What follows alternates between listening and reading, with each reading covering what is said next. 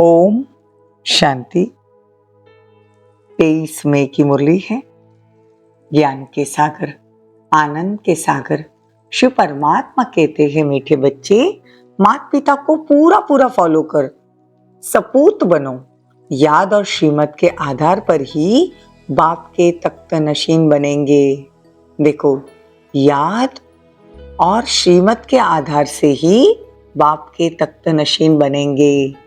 प्रश्न है, किस पुरुषार्थ से सेकंड में जीवन मुक्ति प्राप्त हो सकती है? उत्तर है, पुरुषार्थ करो अंत काल में एक बाप के सिवाय दूसरा कोई याद ना आए। इसके लिए बुद्धि को ग्रस्त व्यवहार में रहते भी न्यारा रखो, सब कुछ भूलते जाओ, श्रीमत पर चलते रहो, किसी को भी कांटा नहीं लगाओ।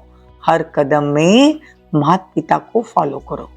कोई भी कमी है तो अविनाशी सर्जन को सच सच बताओ। गीत है नई उम्र की कलियां। ओम शांति। बच्चों को इस गीत का अर्थ समझाते हैं। ये जो महिमा करते हैं, इस देश में जन्मी थी सीता। यूं तो वास्तव में मेल और फीमेल सब सीताएं हैं, मतलब आत्मा कोई भी हो, मेल हो या फीमेल हो, सब सीताएं हैं। और सब सीताओं का एक राम शिव बाबा है, क्योंकि सब भक्तियां है ना, तो भक्ति करने वाले भगवान को याद करते हैं। ये सजनिया साजन को याद करती है, इसलिए फूल बनने के लिए कहते भी है ना, कमल फूल समान रहना है।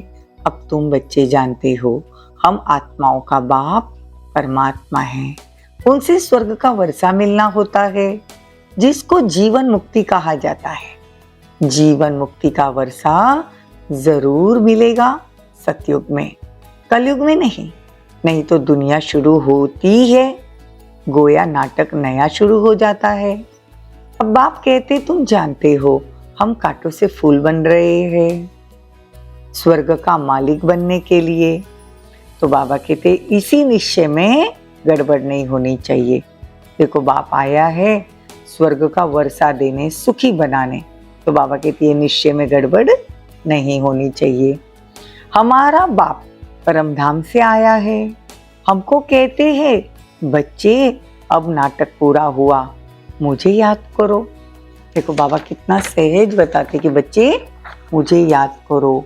अभी बाप ने आकर ब्रह्मा द्वारा यह यज्ञ रचा, शिव बाबा द्वारा हम ब्रह्मा के बच्चे बने हैं, तो वो दादा हो गया, वहां तो है ही बाप का वर्षा।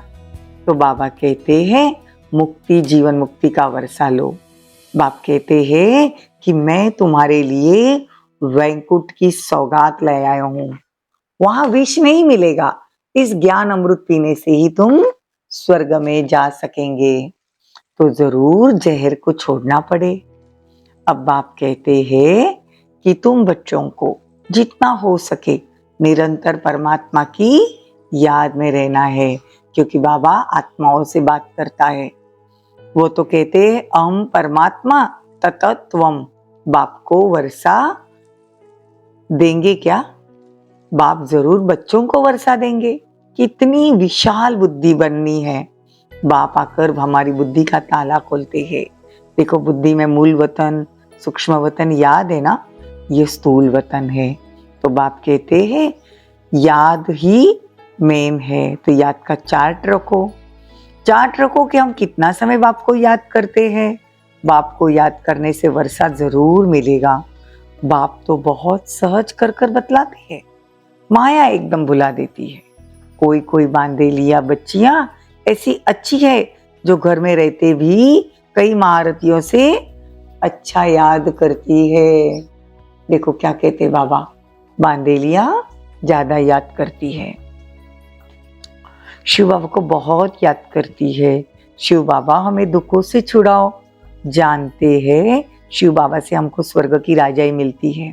घर में याद करते करते अगर प्राण त्याग दे तो बहुत अच्छा पद मिलेगा। मेरा तो एक शिव बाबा, दूसरा न कोई, इसी निश्चय से बेड़ा पार हो जाए। कितनी मार खाती है। तो बाबा कहते हैं कि अच्छे बच्चे बल सेंटर भी खोलते हैं, फिर भी चलते चलते माया का वार हो जाता है।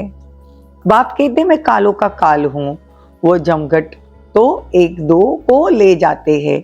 बाप कहते मैं तुम सब आत्माओं को ले जाऊंगा, इसलिए खुश होना चाहिए। मनुष्य कहते हैं भगवान कालों का काल है जो सभी को मार डालते हैं, परंतु मैं मारता नहीं हूँ। मैं तो तुम्हें इस शरीर से मुक्त कर आत्माओं को गुलगुल बनाए वापस ले जाता हूँ। इसमें डरने की कोई बात नहीं। बहुत बच्चे मरने से डरते हैं, डरते वह है जिनका पूरा योग नहीं। अरे हम तो तैयारी कर रहे हैं वापस जाने की। बाबा आया है तैयारी कराए ले चलने के लिए। तो तुम स्वर्गवासी नहीं बनेंगे क्या? कहते ना फलाना स्वर्गवासी हुआ तो कितना अच्छा लगता है। बाबा तो प्रैक्टिकल में हमको स्वर्ग में ले जाएंगे, वो थोड़ी स्वर्ग में जाते हैं। माँ बाप कहते हैं सपूत बच्चा वह जो फॉलो करे। यह माँ बाप भी पुरुषार्थी है, पुरुषार्थ कराने वाला है माता पिता।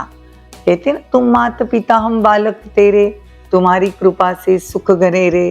तो यह भी उनका बालक हुआ ना, यह भी गृहस्थी था ब्रह्मा बाबा, तो तुम भी गृहस्थी हो, है बड़ा सहज। इसमें भी कन्याओं का तो ओह सौभाग्य, उनको तो झट बचा लेते हैं, 5 विकार की सीढ़ी चढ़नी नहीं है। बाबा कहते हैं भीष्म पिता तो बाल ब्रह्मचारी था ना, तो कहते हैं कि लाडले बच्चे तुम हमारे तख्त का मालिक बनने के लिए पुरुषार्थ करो। मम्मा बाबा कहते हो तो क्यों नहीं पुरुषार्थ करते हो? कोई तकलीफ हो तो बाबा को बताओ। इस कारण पुरुषार्थ कम चलता है। बाबा को बताओ कि बाबा ये वजह है, इससे पुरुषार्थ कम चलता है। बाप है अविनाशी सर्जन, बाकी कोई भी तकलीफ हो तो चाहे लिखो चाहे सम्मुख आकर पूछो, बाबा राय देंगे।